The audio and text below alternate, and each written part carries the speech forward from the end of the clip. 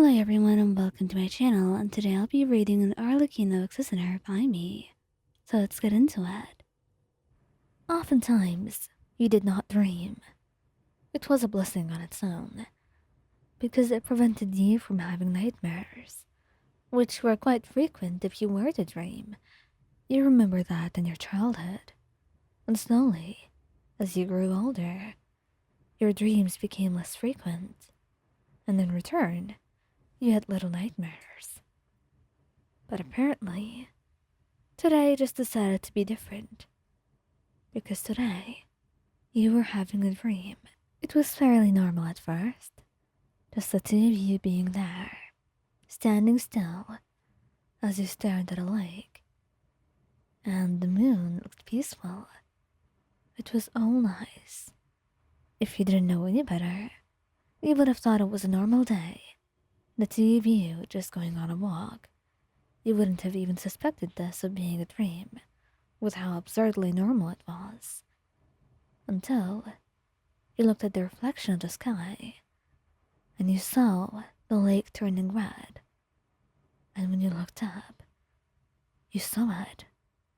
A crimson moon, an omen, something so terrifying and gripping that you couldn't help but feel like you were suffocating.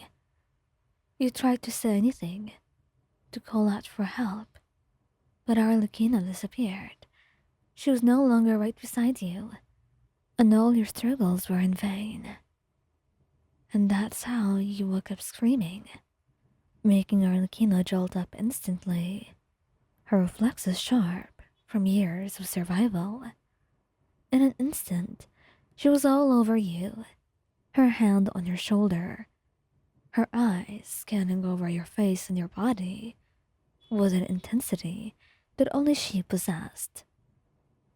Darling, what happened? Her voice was concerned, but there was a calmness in it, and a gentleness that was only reserved for you and her close ones. You gasped for air, your body trembling as the remnants of the nightmare clung to you. You were afraid if you were to look out of your window right now, you would still find that crimson moon glaring right back at you.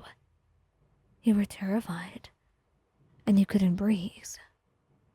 Your heart raced, and you could barely even hear her over the thundering in your chest.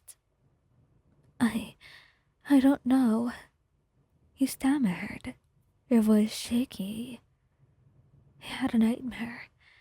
It felt so terrifying, Arlecchino.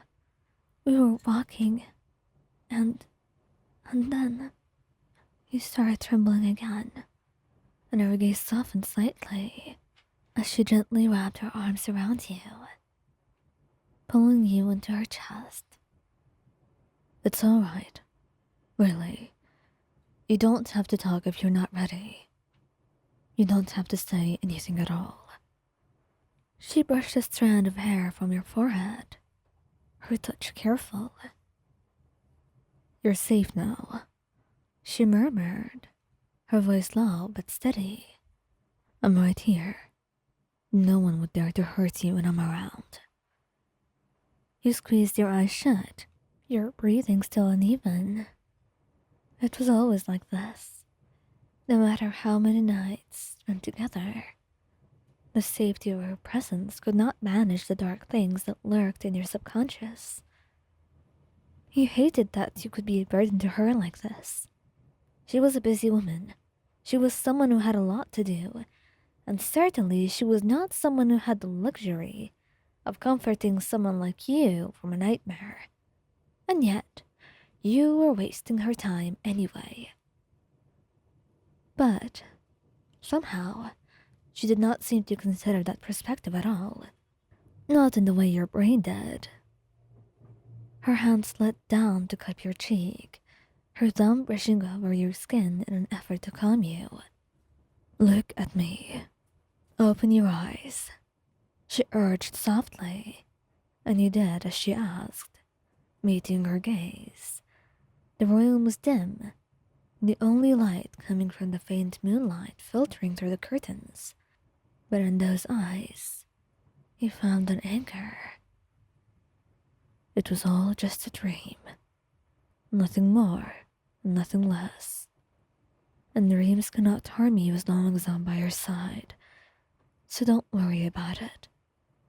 Okay, darling? The words were comforting, but he noticed that there was something deeper in her voice. Like there was an unspoken promise that she would protect you from anything, no matter what it may be, even if it wasn't tangible. He nodded, but a shiver ran down your spine. I know, but it felt like I was drowning, like I couldn't breathe, and there was no way out. Your voice cracked as you spoke, the fear from the dream still gripping you tightly. Her expression darkened slightly, not with anger, but with a fierce protectiveness that only someone like Arlecchino could embody. She was not used to feeling helpless, at least not after she defeated the previous mother. Her entire life, she had fought against enemies and obstacles. She had fought against friends. She had fought against anyone and everything that stopped her. And she had always had control over her fate and over her life. But when it came to your nightmares, there was not a single thing that she could fight to make the pain go away. And that hurt more than anything else. Still, she leaned in closer, her forehead gently pressing against yours. You can talk to me. If it would help, you could tell me about what you dreamt of. Maybe then I'll be able to help you.